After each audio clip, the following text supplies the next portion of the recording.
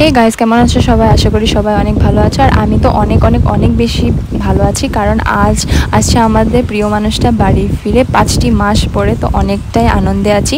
তো এই প্ল্যানটা আমরা দুজনে মিলে করেছিলাম, কিন্তু বেশি এক্সাইটেড ছিল আমার মেয়েটা।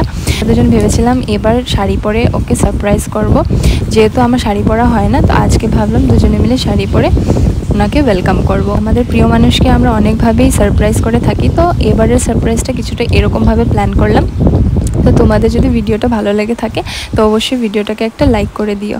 আর কারা কারা এমনভাবে নিজেদের প্রিয় মানুষকে সারপ্রাইজ করতে ভালোবাসো অবশ্যই কমেন্টে জানিও। মেয়ে বাবাকে হঠাৎ করে এত দিন পরে, এত মাস পরে দেখে খুশিতে এমনভাবে লাফাতে লাগলো, ওর মুখের ভাষাই হারিয়ে গেছিলো যে ওর পাপাকেও দেখে কি বলবে। জাস্ট ও হাসছিল। তো ওটা দেখে আমারও অনেকটা চোখে জল এসে গেছিলো। তো আমরা এইভাবে মিট করলাম।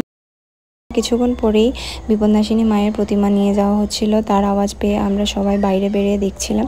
তো এই যে কালকে বিপন্নাসিনী মায়ের পুজো, তো সবাই মায়ের প্রতিমা নিয়ে যাচ্ছিল নিজেদের ঘরে। তাই দেখো মাকে অনেক সুন্দরভাবে নিয়ে যাওয়া হচ্ছে, গান বাজনা বাজিয়ে ঢাক ঢোল পিটিয়ে খুব সুন্দর। তা কিছুক্ষণ পরেই হয়ে গেল ডিনারের টাইম। বর বললো ডিনারে আজ খাবে রুটি। তো এই যে রুটি করে নিচ্ছি, আর রুটির সাথে করব মাশরুম কারি। তো অনেকেরই মাশরুমটা ভালো লাগে না, কিন্তু আমাদের অনেকটাই ভালো লাগে মাশরুমটা খেতে।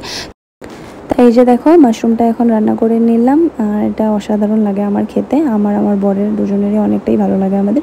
তাই এই যে দেখো এখন ডিনারটা করছি সার্ভ, আর খেতে খেতে আমরা অনেক কথা বলি। আর আজ তো অনেক কথা জমা বাকি আছে, অনেক দিনের কথাগুলো শেয়ার করব। তা মেয়ে তো বাবাকে আজ পেয়ে অনেক প্রশ্নের উত্তর চাইছে। তো ভিডিওটা এখানেই শেষ করছি। Tata, bye and take care.